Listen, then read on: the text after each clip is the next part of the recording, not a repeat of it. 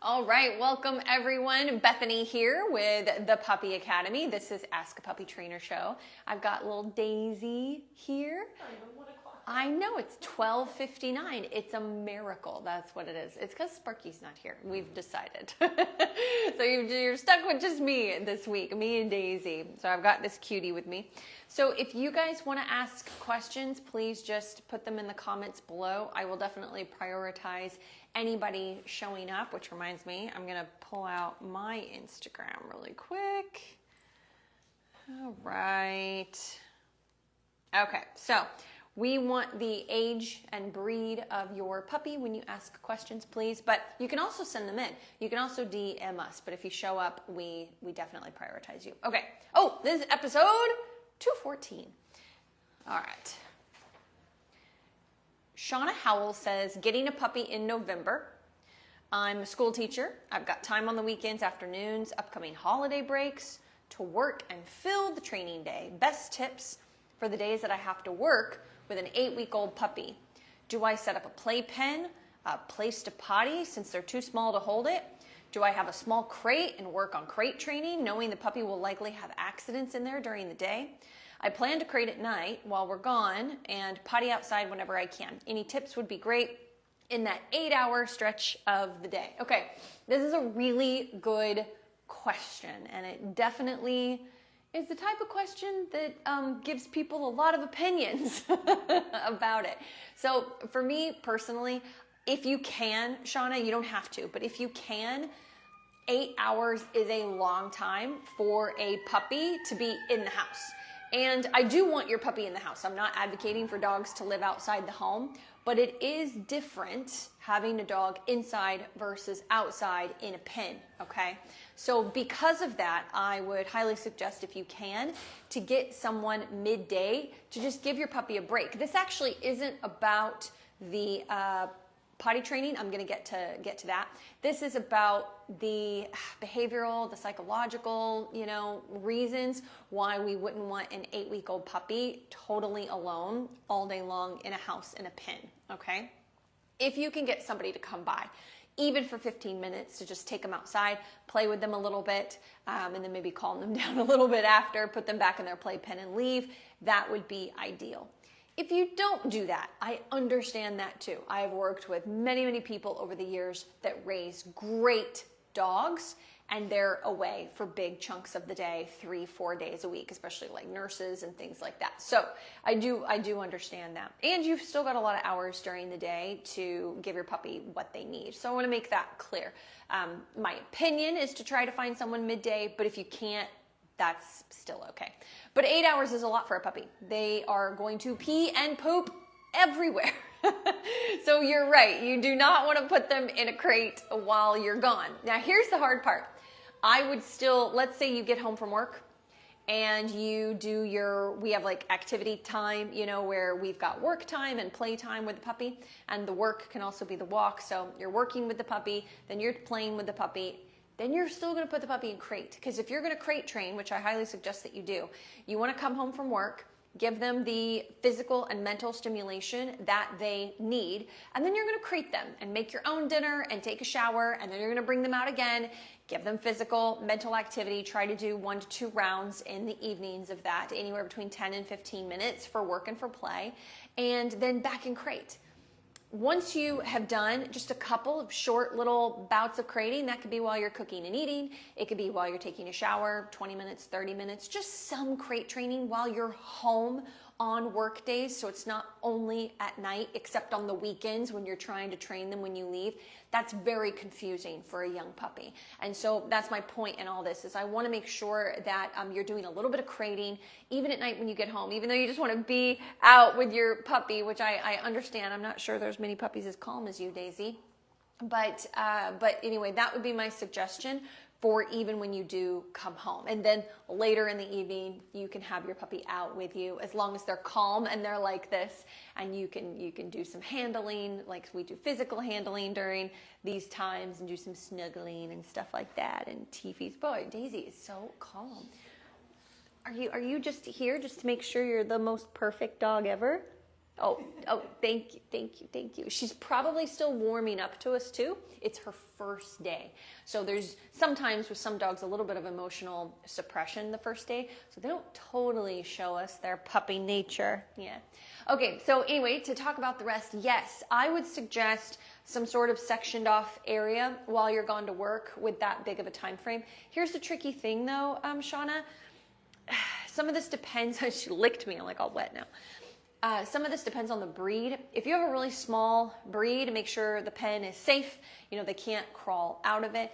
And I would cover it with mostly puppy pads as long as you don't have a chewer. If you have a chewer, I'll give you like a little tidbit if you have a chewer. If you don't have a chewer, just get puppy pads. 3/4 of it is covered with puppy pads. If you only have carpets, you're going to want to go to Home Depot or Lowe's, maybe Amazon, and get a really big, cheap mat. And make sure the pen is in the middle of the mat. There's no corners exposed or the puppy will chew it. And then put puppy pads down. It's very important so you don't get really upset when you come home. And yeah, because your puppy's going to pee like every hour to hour and a half, you know, pee and poo and all of that. So that's what I would do. And then as your puppy gets better and better, like every 2 weeks, try to remove like one puppy pad. See how they do. See if you come home with them going, you know, on the spot that you just, you know, took the puppy pad off. The other thing I would do, this is actually my preference, and I would do it in the house. If you're able, I don't know, puppy pads are expensive, but I don't know the financial difference between just ordering a $40 grass patch once a month on Amazon and then make a tray for underneath it and put it in the corner of the pen.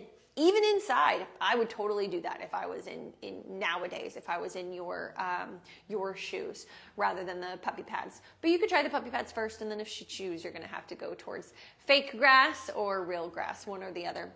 That would be my suggestion. Please come back on here, you know, let us know how it goes.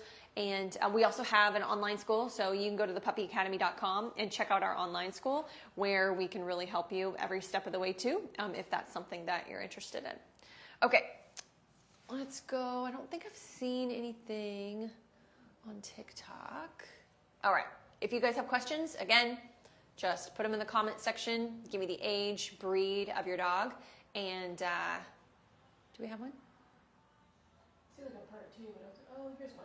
Oh yeah, here we go. My 8-month-old puppy seems to be obsessive with biting, and none of the usual tips seem to work. Okay, 8-month-old puppy, obsessed with biting.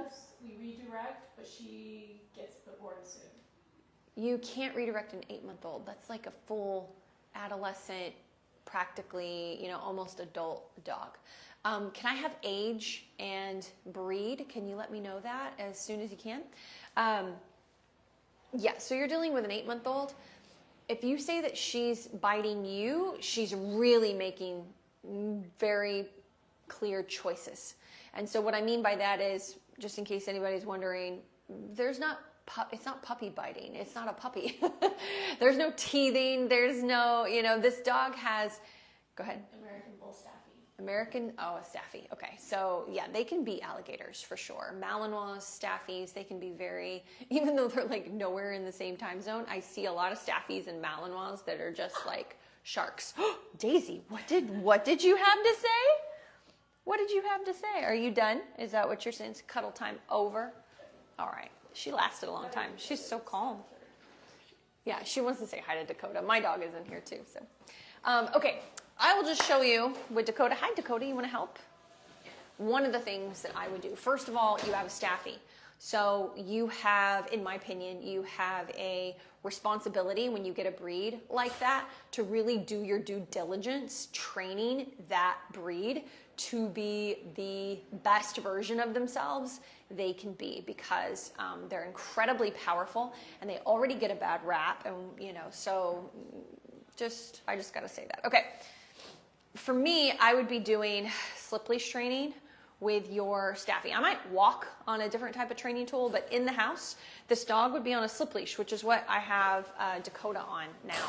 Now, if your Staffy, there's probably a lot of telltale signs that your Staffy is getting escalated, right? So you might not even be holding the leash, but you can just calmly scoop up the leash and you do pressure straight up in the air, okay? So straight up. And it's not back. Like sit is like this, where you angle it back. And if you want de-escalation, you're going straight up in the air with a slip leash. You could also use a martingale if you want, but for what it sounds like you're dealing with, I would go slip leash right away. And my dog would drag that around in the house only when I'm supervising. Of course, it wouldn't be when I'm not around. And yeah, that would be the main thing. So that would be to de-escalate the dog in the moment. And you got to be really firm. I mean, this is a staffy. He's probably going to jump on his hind legs and all of that. So you're going to have to stand up, move into the dog while your arm is straight. So you're giving distance so he can't jump up, grab you, escalate to anything like that. And you're just moving up, pressure up. When you feel him care more about the pressure than about biting you, relax the leash, a little bit and see how he does. He's very likely to sit for a second and then go again. You just stay calm. Don't yell. Don't make a big fuss. Just calm, pressure up, release. But here's the thing. That is how to manage him in the moment. Dakota, out. Do you have an out with your 8-month-old? Do you have a down on command? Do you have a place command? Do you have a really solid drop? Like, can you tug and then say drop it or out, whatever you want? And the dog does it. That's really what you need to be working on, because this biting, nipping is a symptom of relationship issues for sure. Now, even if you adopted this dog a month ago, from the shelter, from the rescue, I'm actually working with a dog like that right now. The owners, did not create these issues, and now they're trying to figure out how to work on them, because it's definitely more than they've ever dealt with before. It doesn't matter. You end up becoming kind of part of the habits, just being around it. And I'm not trying to say that like you guys out there are creating these, although some of you are. I'm just saying that at some point there's relationship, and you probably see that within your own family. You probably have a family member that the dog doesn't do that to. I just worked with someone over the weekend where the dog is very pushy. He's very large. He'll push into them so hard he'll knock the kids over just to get affection. And he's actually very dominant, very sweet dog, luckily, but very dominant. And never does that to, they have 4 kids. One of the kids he never does that to. Never. And it's just because the kid's just able to stand his ground, and he's just like, no. Just very firm, clear, clean communication. Like, no, knock it off. And so he only pushes the other ones that are more permissive, and that have allowed it to happen and have laughed when they've fallen down, but then it becomes a problem, right? So when I say relationship, I really do mean like, what do you practice with this dog? Like an 8-month-old should be working on a heel, but it should already have a loose leash walk, down on command, an out, a place, stopping at all thresholds, stopping for food. You can do food work. You can not do food work with an 8-month-old staffy. That's up to you. But you've really got to work on what that relationship is with your dog. If I have a dog that's nipping me or escalating in any way, shape, or form, in my head, I'm going to go find a program and I'm going to dig into it for a month, and I'm going to have no affection, no physical affection like you saw me do with Daisy. My affection is going to be through play and through training and through walks, long, wonderful walks of establishing a relationship. And so that's going to be my affection for a month until I can get a handle on this stuff. And then I'll start to add back in the physical. That's my preference. I know some trainers will say, learn how to only pet when your dog is calm and relaxed. I totally agree with that.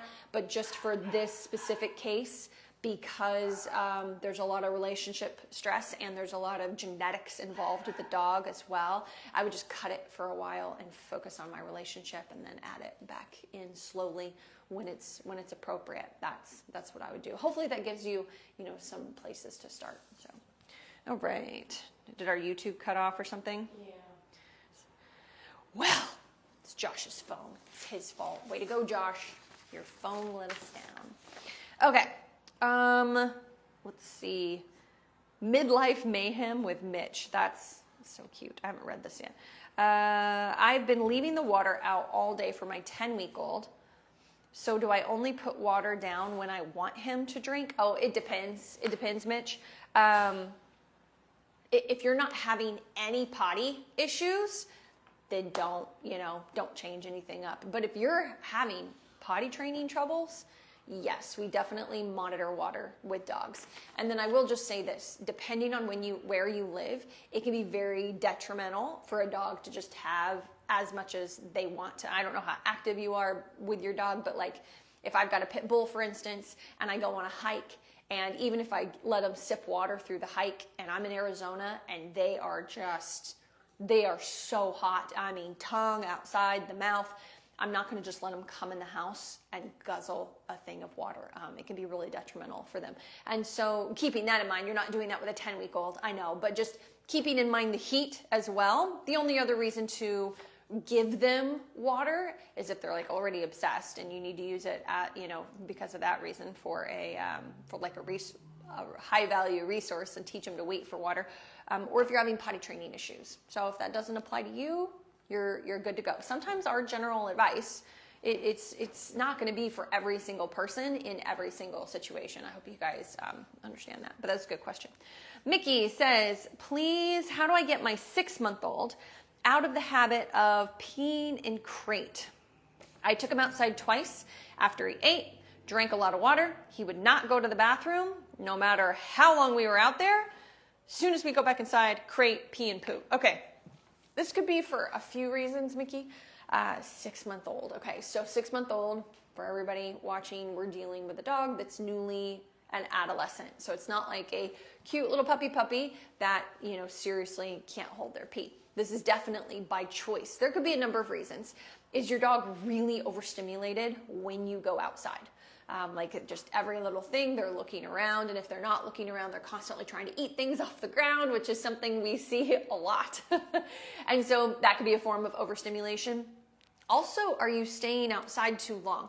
And don't get me wrong, if I'm you, I'm probably going to spend a little extra time than the trainer usually suggests as well. But you can't stay out there too long, right? Because then it doesn't become about the potty. So my recommendation is usually 2 to 3 minutes for pee, 5 of just like kind of walking them in a line for poo, like 5 minutes tops. And then if they don't, back in crate, back out again, back 5 minutes, back in crate, back out again until they potty outside. This, even if you start doing this, it's not going to work right away, unfortunately. I do need you to start spending shorter periods of time, but it's not going to work because your dog is already comfortable going in crate and is very much in the habit of going in crate. So we definitely have to do a bit of a retraining of the brain. Yeah, definitely. So let me think about this. One of the things I would do, and I have no idea, like I would love, Mickey, if you were here and I could really try to problem solve some of this with you. Sometimes the dog pees and poos in crate because they want out of crate. They have a few accidents, happens organically. You pull them out, clean up after them, and then they learn they get to come out of crate when they pee. So I've only had to do this a few times. This is not super common, everybody, but I just want to give you all the info that I've got in my brain. So I actually had one of these recently. I probably get one every other year. I mean, it's rare where the puppies learn this, but I would take a puppy pad and I would sop everything up, and I would, clean up poo, and I would spray with vinegar water, and clean that. They would stay in there. But I would do better at my schedule, which it sounds like you already have a schedule, but the problem is you're spending too much time outside. And so there's a few ways you could go about doing this. I think me personally, I would do a combo of just getting the dog to like more comfortable pottying outside, as well as what I just mentioned with crate. Okay.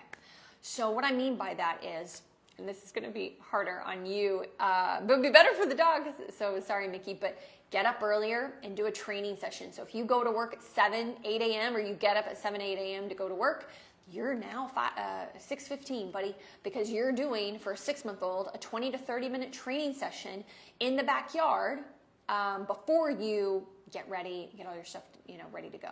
Because you're going to take them out to potty. They're not going to do it. So then you're going to work them for 20, 30 minutes, get their system moving where they don't have a choice and they finally eventually go potty.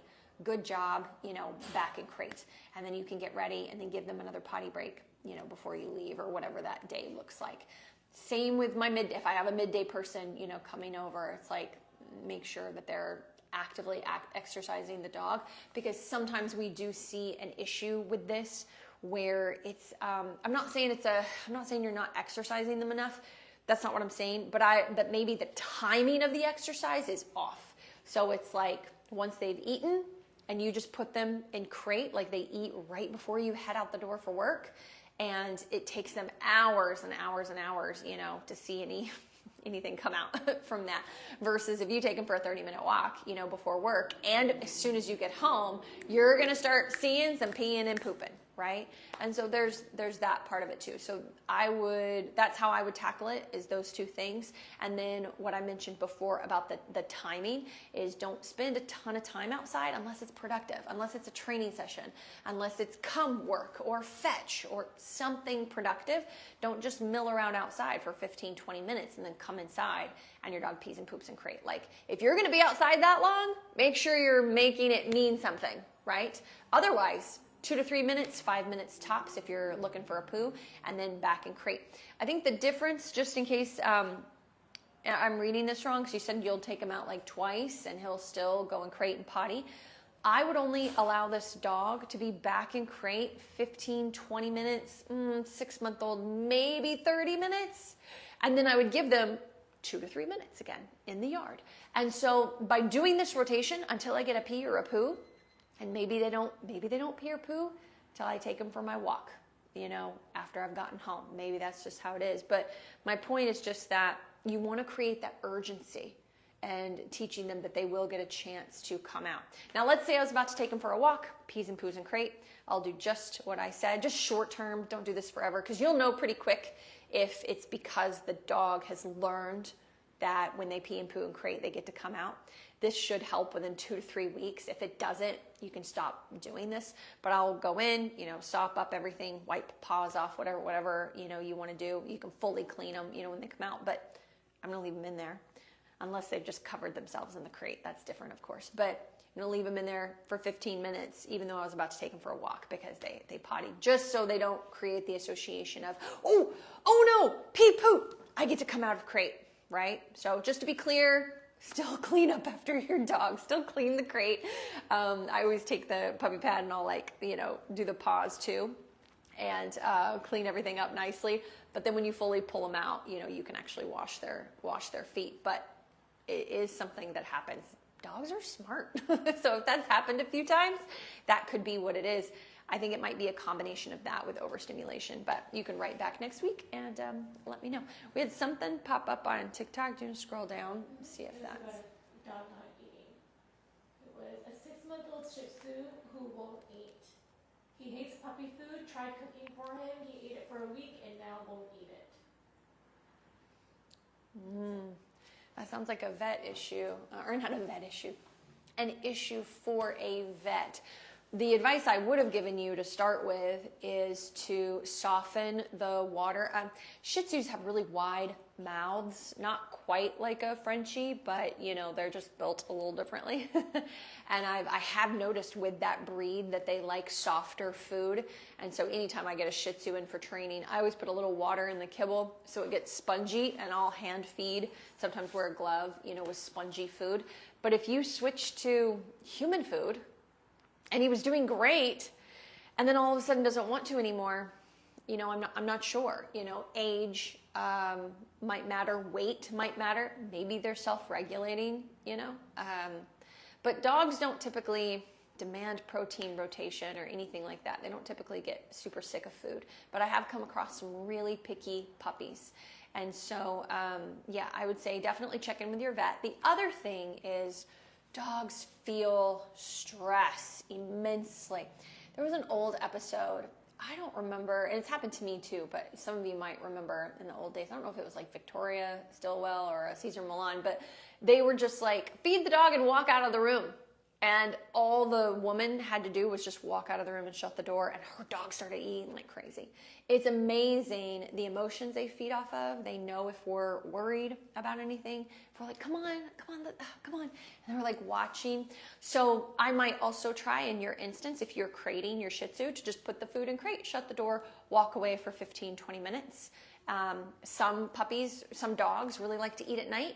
So maybe if you can just leave the food in their crate at night normally I do 15 minutes and I teach them to have a little urgency with food, but you could leave it in there a little longer, see how they do. There's some things that you could play with, see if that helps. It's very follow-up. When do dogs go through their secondary fear phase? Nobody knows. So what they asked is, when do dogs go through their secondary fear phase? So dogs can have anywhere between 1 and sometimes 3 fear phases between when they're born and a year. I have seen it over a year, like up into a year and a half before. It's not as common, but definitely have seen that. But yeah, you don't know. You don't know until your dog is not afraid of traffic, and then you walk outside and they act like traffic is, oh my God, what is that? That's when you know.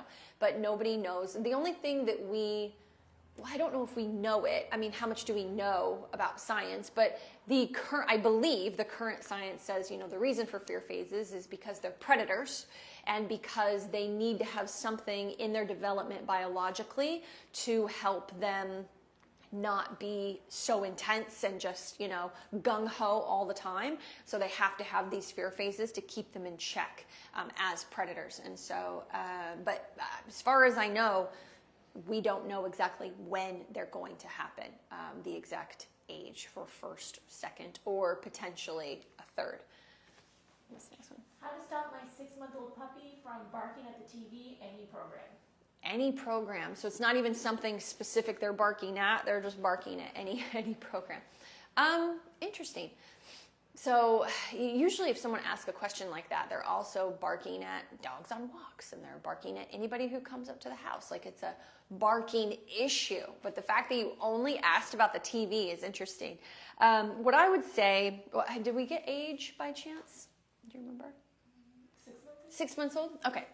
So 6-month-old puppy getting into adolescence, I would have your puppy drag a leash around the house when you're supervising the puppy and when you're supervising the dog. This is twofold, okay? So we got 2 sides to training a dog, in my opinion.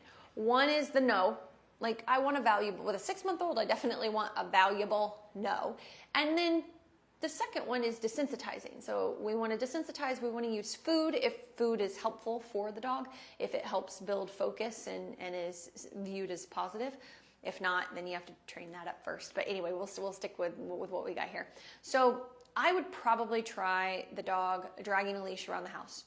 As soon as something popped up and I got alert ears, if I could catch it that soon, if I could catch focus, like, oh, TV's going on, alert ears, I would probably do clicker training for this. It would be in my view, the easiest thing. And so I probably have a clicker on me. So a clicker just makes a really abrupt noise. And I'm assuming your dog is food motivated. If not, again, that's like another step you'd have to do before this. But I would gear up the clicker. So I would food, don't say food. Just give food, over again. Because sometimes they can be scared of the clicker. That's a loud one. Sometimes the loud ones I'll put behind my back, actually, and feed. And then eventually I can hold it out. The reason why is it's such a sharp noise, and you can create a positive association very, very quickly, even with dogs that are a little unsure about it to start with. But anyway, that's what I would do. And then I would turn the TV on. I would be ready. I'd have my food pouch on, watching my dog. If I can catch the alert ears, and hopefully they'll turn and look at me. If not, I'll put it right to their nose. But within a few sessions of turn TV on, food, they should look at me when they hear the click. That's the goal. That's the progression that you're trying to do to desensitize, not only desensitize it, but create a more positive association with counter conditioning. So that would be how I would start. But what if you don't get alert ears? What if you just get pop-off crazy barking and you get like no warning whatsoever? I would probably try a pet corrector. Pet corrector is it makes an abrupt noise as well. It just tends to kind of make the dog go, whoa, what was that? And create a little more self-awareness and slow them down a little bit and put them more in a state where they're like more aware rather than just popping off, right? So pet corrector kind of makes the old Caesar sound. And so I would just, and I would wait for that pause. I want to see what my dog does with that. And on leash. So the on leash is important. Some dogs can get nervous of it and they'll overreact and they'll go into another room. So I would just take my leash and pull them back out and then do food work. But anyway, a lot of dogs will just pause and then keep barking. So you want to do the pause. See how the dog relates to the pet corrector, which you can get on Amazon or most pet stores. And then you're going to go and do the food work. Turn the TV off or change the channel, whatever gets their focus again. Now you should be able to catch them earlier. It might take 2-3 times, 2-3 pet correctors, but you should start to get more of a window of time where they're alert, but they're thinking about reacting rather than just popping off, and then you can add in the counter conditioning. That would be my recommendation for that. All right, guys, it's 1:30. Did we have another one on there that I could answer quickly? Possibly. It was a 3-month-old one. 3-month-old puppy scarfs food, doesn't chew kibble. Is this normal? 3-month-old puppy scarfs food, doesn't chew kibble. Is it normal? If you have a Labrador, probably. But what I would do is just get a slow feeder bowl, get a slow feeder, and then maybe you might want to ask your vet about this, but you could potentially switch to a different type of kibble that's a different size to see if they'll actually crunch it.